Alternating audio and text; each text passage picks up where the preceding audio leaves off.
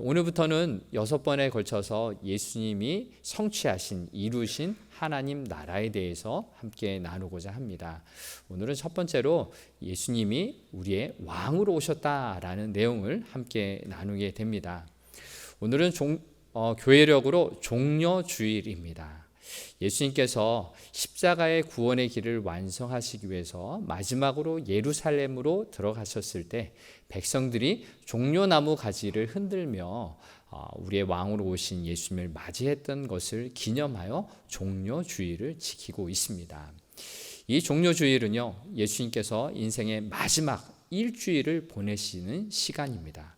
즉, 이 종려주일 예루살렘으로 입성하시면서부터 고난의 길이 본격적으로 시작되었고 마침내 십자가의 죽음으로, 그 고난으로 인생을 마치셨기에 우리는 이 종려주일과 이 고난주간을 맞이하면서 우리 인생 가운데 찾아오신 하나님의 사랑, 그 뜨거운 그 사랑을 경험하는 시간이 되어야 할 것입니다. 더욱더 이번 주 한 주간에 예수님의 그 십자가의 길을 묵상하시며 나의 죄를 용서하시고 사랑하신 그 예수님의 은혜를 더욱더 누리는 삶이 되길 바랍니다. 오늘 함께 이 매해마다 종려주일에는 비슷한 본문을 가지고서 함께 말씀을 나누게 되는데, 오늘 또 새로운 은혜, 하나님 주신 위로의 음성을 다 함께 들을 수 있기를 바랍니다. 예수님은요, 예루살렘에 입성하실 때 분명 왕으로 오신 그 모습을 가지셨어요. 특별히 마태복음에서는 그 메시아, 구원자로 오신 사실을 강하게 강조하고 있는데요.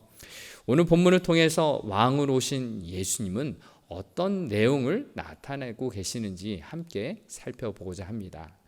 첫 번째 우리에게 주시는 하나님의 메시지는, 왕으로 오신 예수님이 주인이시다라는 것을 분명하게 당당하게 나타내고 계십니다. 앞에서 말씀드린 것처럼 예수님께서 예루살렘에 들어오신 것은 우리를 구원하실 메시아다라는 사실을 분명하게 나타내주는 중요한 사건입니다. 예수님은 오늘 본문에 나오듯이 예루살렘에 가까운 베다니에서 안식일을 보내시고 1절의 본문을 보면은 감난산 벳바가에 도착하십니다. 예수님이 여기서 자신이 타고 갈 나귀를 준비하게 하십니다. 예수님은 두 제자를 보내시면서 이렇게 2절에 말씀하셨습니다. 이르시되 너희는 맞은편 마을로 가라. 그리하면 곧 메인 나귀와 나귀 새끼가 함께 있는 것을 보리니 풀어 내게로 데려오라. 아멘. 끌어오라. 예수님은 나귀를 돈 주고 사오는 것도 아니고요, 잠시 돈 주고 빌려오는 것도 아니었어요. 그냥 어느 집에 가서 풀어서 와라 라고 말씀하셨어요. 제자들의 입장에서는 참 난처한 예수님의 말씀이기도 합니다. 자신들이 도둑으로 몰릴 수도 있고요. 분명 이 예수님께서는 예루살렘으로 오실 때 걸어서 오셨는데 웬 나귀인가? 나귀는 보통 짐을 운반하고 사람을 운반하는 그런 짐승이었어요. 근데 왜 지금 필요한지, 또 지금까지 먼 거리를 걸어서 예루살렘 거의 가까이 오셨는데 이 마지막 요 조금만 가시면, 몇 시간만 걸어가시면 되는 이 거리를 왜 나귀를 타고 가실까라는 생각이 들기 때문입니다.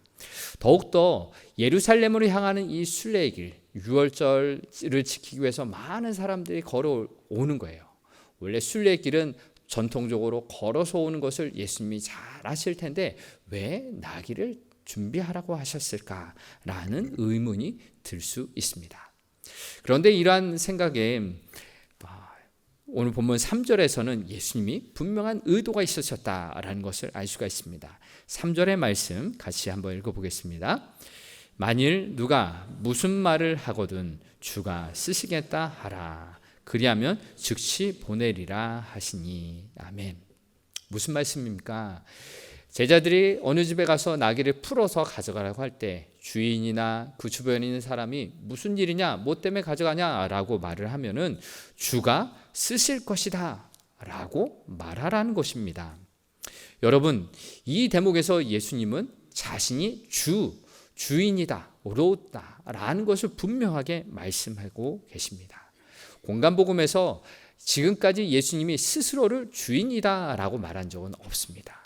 이제야 분명하게 내가 이 세상을 창조하고 이 세상을 다스리는 주인이다라는 것을 분명하게 말씀하고 계시는 장면입니다. 그래서 예수님은 말씀하십니다. 누가 무슨 말을 하거든 주가 쓰시겠다라고 하라라는 겁니다. 그러면 즉시 보낼 것이다. 낙이 한 마리이든 이 세상 무엇이든 다스리시는 분이 예수님이시다라는 것을 알려주시는 것입니다. 예수님은 지금까지 예루살렘에 가실 때 걸어서 가셨어요. 왜 지금은 나귀를 타고 가시는가요? 이번에 예루살렘 들어가신 것은 인류를 구원하기 위한 구원자 메시아의 사역을 하기 때문인 것인데요. 그래서 이번에 예루살렘에 들어가실 때 지금까지 드러나지 않으셨던 사실, 즉 내가 이 인류를 구원할 메시아다라는 사실을 분명하게 말씀하고 계시는 것입니다. 당시 유대인들이 나귀를 타고 예루살렘에 들어가시는 예수님을 보고 떠올리는 한 장면이 있습니다. 그것은 무엇이냐 하면은 솔로몬이 왕이 될 때 나귀를 타고 예루살렘에 들어갔던 사건입니다. 열왕기상 1장을 보면 다윗은 늙어서 자기 아들 중에 솔로몬을 왕으로 삼을 때 자기의 나귀를 솔로몬에게 보내고 솔로몬은 기드론 시내가에 가서 왕으로 세움을 받고 이제 다윗성 예루살렘으로 입성하게 됩니다. 그때 수많은 백성들이 환호하고 축하하고 축복하는 장면이 열왕기상에 나와 있습니다. 바로 이 장면, 솔로몬이 왕이 되어서 예루살렘 성으로 들어가는 이 장면을 생각나게 하는 것이 바로 예수님께서 굳이 얼마 되지 않은 이 거리를 나귀를 타고 들어가시겠다라고 하는 그 의도에 담겨 있습니다. 바로 예수님은 자신이 메시아다. 이 사역을, 구원의 사역을 완성하기 위해 이제 예루살렘에 들어가는 것이다 라고 말씀하고 계십니다. 예수님은 구원의 길, 이 십자가의 길을 피하지 않고 십자가를 드러내는 예수님의 이 모습을 하고 있습니다. 당당하고 기죽지 않은 그러한 모습을 하고 계시죠. 우리도 예수님을 따라가는 그리스도인입니다. 제자입니다. 예수님께서 걸어가셨던 그 십자가의 길을 부끄러워하지 아니하고 당당하게 그 길을 따라가는 우리의 인생 되길 바랍니다. 두 번째로 예수님이 우리의 인생 가운데 왕으로 오셨다라는 그것은 메시아, 곧 구원자라는 것을 당당하게 나타나시는 사건입니다. 나귀로 타고 들어가는 것에 대해서 오늘 본문 4절의 말씀은 이렇게 증명하고 있습니다. 예수님이 말씀하십니다. 이는 선지자를 통하여 하신 말씀을 이루려 하심이라 이르렀으되 라는 것입니다. 예수님이 나귀를 타고 들어가시는 이 장면이 예수님이 갑자기 떠올라서 즉흥적으로 하는 퍼포먼스가 아니라 이미 500년 이전에 선지자 스가랴를 통해서 하나님이 예언하신 말씀을 이루는 것이었습니다. 즉 예수님이 사셨던 인생, 말 한마디, 행동 하나는 하나님의 말씀을 이루는 삶이었습니다.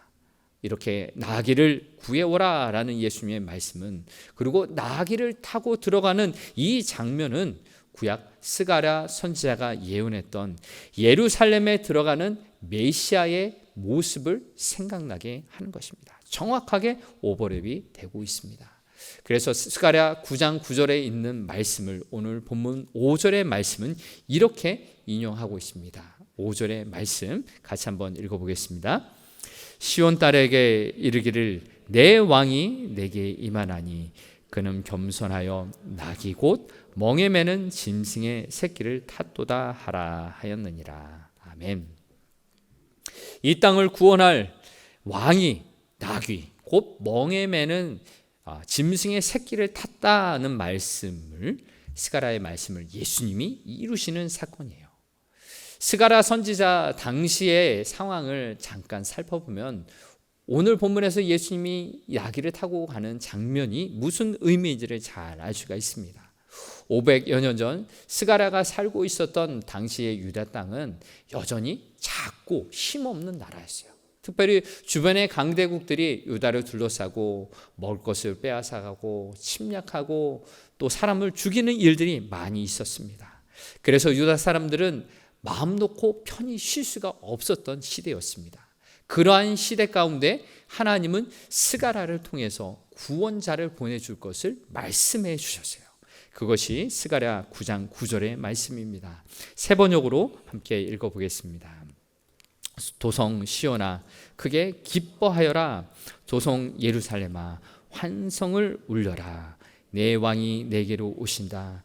그는 공의로우신 왕, 구원을 베푸시는 왕이시다. 그는 온순하셔서 나귀 곧 나귀 새끼인 어린 나귀를 타고 오신다. 아멘. 무서운 상황, 강대국에 둘러싸여서 힘든 상황인데 왕이 오신다는 거예요.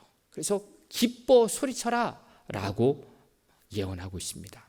그런데 기대가 되겠죠. 왕이 오신다고 하니, 우리를 구원하신다고 하니 얼마나 기쁘고 기대되고 있지 않겠습니까? 그런데 오늘 스가랴 말씀은 뭐라고, 어떤 분이 온다고 합니까? 온순하셔서 나귀 새끼를 인 어린 나귀를 타고 오신다라고 기록하고 있습니다. 사람들은 생각하기에 우리를 구원할 왕이라면은 아주 많은 군사를 이끌고 또 탱크와 같은 병거를 타고 오시는 분이 아니신가라고 생각할 수 있습니다.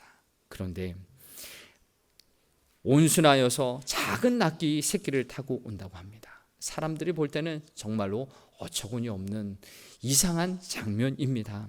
그런데 이것이 인간의 상식을 뛰어넘는 하나님의 방법입니다. 바로 하나님의 방법은 세상 사람들의 생각과 그 기준을 뛰어넘는 것이요. 또한 그리스도인들 또한 세상 사람들이 원하는 기준과 기대하는 방법으로 살지 않습니다. 이것을 뭐라고 말하냐면 복음의 능력이다라고 말을 합니다. 나귀 새끼를 타고 오신 분이 어떻게 하신다고 계속 말씀하시냐면 스가랴 9장 10절에 나옵니다. 같이 읽어보겠습니다. 내가 에브라임에서 병거를 없애고 예루살렘에서 군마를 없애며 전쟁할 때 쓰는 활도 꺾으려 한다. 그 왕은 이방 민족들에게 평화를 선포할 것이며 그의 다스림이 이 바다에서 저 바다까지 유프라테스 강에서 땅 끝까지 이를 것이다. 아멘.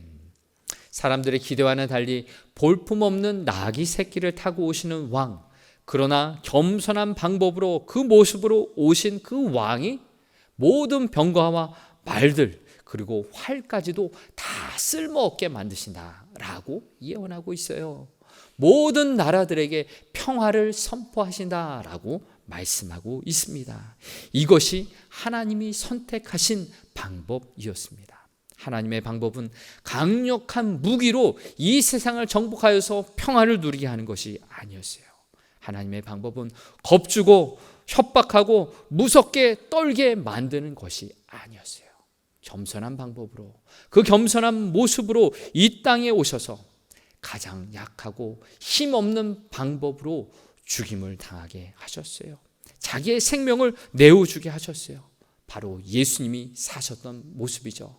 섬김을 받으러 오신 것이 아니라 섬기려 하셨고 자기 목숨을 많은 사람들을 위하여 대속물로 주려 하시는 예수님의 삶의 모습이 바로 하나님이 선택하신 만왕의 왕으로 보내신 하나님의 방법이었습니다. 이것이 바로 스가랴가 예언했던 구원자 메시아에 대한 예언이었어요. 나귀 새끼를 타고 오시는 겸손한 왕이신 예수님, 바로 그 예수님이 이 스가랴의 말씀을 온전히 이루셨던 것입니다. 여러분, 기독교는 역설 파라독스의 종교다라는 말이 있습니다. 호산나 찬송하리로다. 주의 이름으로 오시는 이 곧 이스라엘 왕이시여. 많은 사람들이 그렇게 예수님을 그들이 기다렸던 민족의 구원자로 받아들였어요. 소망했어요.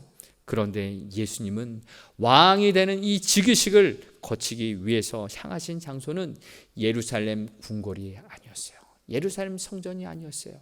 예수님은 그저 골고다 언덕, 곧 해골의 언덕이라 불리는 그 언덕을 향하여, 십자가를 향하여 나아갔던 것이었습니다.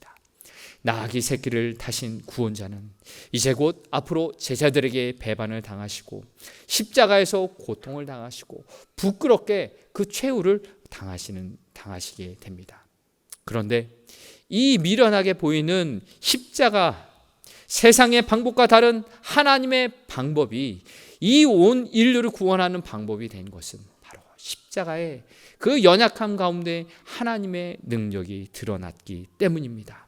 십자가에서 죽으셔서 무덤에 갇히셔서 사흘 만에 그러나 부활 승천하신 것이죠. 이것이 바로 어둠의 권세를 이기신, 죄와 사망의 권세를 이기신 예수님의 놀라운 능력입니다. 하나님의 능력이 되었던 것입니다. 우리도 이 능력을 믿으며 믿음 생활하고 있지 않습니까? 우리의 연약한 가운데 일하시는 예수님, 우리의 연약한 가운데서도 하나님의 능력이 보이시는 하나님을 바라보며 우리도 살고 있지 않습니까? 바로 이 십자가를 더욱더 바라보며 그 구원의 은혜를 누리시는 삶이 되길 바랍니다. 이제 오늘 말씀을 정리하도록 하겠습니다. 오늘 말씀 가운데 예루살렘에 성에 입성하신 예수님의 모습은 만왕의 왕으로 입성하셨어요. 이 세상을 다스리시는 만주의 주인으로서 이 땅에 오신 것이죠. 그리고 구원의 사역을 완성하기 위해서 오신 것입니다. 그런데 예수님의 모습은 천군만마, 1000명의 군사나 10,000마리의 말을 데리고 그런 군사 대신에 나귀를 타고 오셨어요. 그리고 창과 칼 대신에 종려나무 가지의 흔들림 속에 오셨어요. 또한 요란한 군악대의 소리 가운데 오신 것이 아니라 백성들과 어린아이들이 호산나 다윗의 자손이여 우리를 구원하소서라는 외침소리, 환영을 받으며 예루살렘에 들어오셨습니다. 예루살렘에 들어오신 이 예수님이 보여주시고 우리에게 주시는 그 메시지는 무엇이겠습니까? 예수님은 세상 사람들이 바라는 모습으로, 세상 사람들이 원하는 방법으로 이 땅에 오지 않으셨다라는 거예요. 이것이 오늘 메시지를 통하여서 기억해야 할 것입니다. 예수님은 아무 능력도 없이 연약한 그 모습 그대로 오셨어요. 그런데 그 모습 가운데 하나님이 일하셨던 역설의 은혜가 나타난 것입니다. 하나님의 보좌 우편 영광 가운데 계셨던 분이 이 땅 가운데 오셨잖아요. 어떻게 오셨어요? 낮고 천한 마구간에 오셨어요. 또 빈집이 없어서 말입니다. 온 세상을 창조하신 그 분이 머리 둘 곳 없어 이 땅에서 그렇게 정처 없이 살으셨어요. 그리고 노예들이 하던 손님의 발을 씻기는 그 일을 선생 되신 예수님이 제자들의 발을 일일이 닦으셨습니다. 예수님의 삶은 이렇게 역설의 삶, 패러독스의 삶을 사셨습니다. 우리 그리스도인도 또한 예수님의 뒤를 따라가는 삶입니다. 역설의 삶을 살아가는 우리들입니다. 어떤 분들은 교회가 잘 되어야 한다, 세련되어야 한다, 모두가 엘리트 성도와 같이 되어야 한다라고 말을 하기도 합니다. 그렇게 되고 싶어 하죠. 그런데 교회는 세상의 논리, 세상의 기준처럼 그렇게 효율적인 조직이 아닙니다. 그렇게 되어서도 안 되는 것이요. 오히려 교회는 세상 사람들이 주목하지 않은 곳을 주목하고요. 세상 사람들이 눈길을 보내지 않는 그곳을 향하여서 기도하고 애써야 하는 것입니다. 정말로 그리스도인이 아니면은 그런 일들을 살피지 않은 곳에 대하여 신경 쓰고 함께 기도하고 힘을 모아야 하는 것입니다. 바로 예수님이 그 일을 위해서 이 땅에 오셨어요. 주목받지 못하는 사람들, 도저히 사랑받지 못하는 사람들에게 찾아오셔서 같이 식사하셨고 같이 이야기를 나누셨고 어루만져 주시고 그 몸과 영혼을 회복시키셨던 것 말입니다.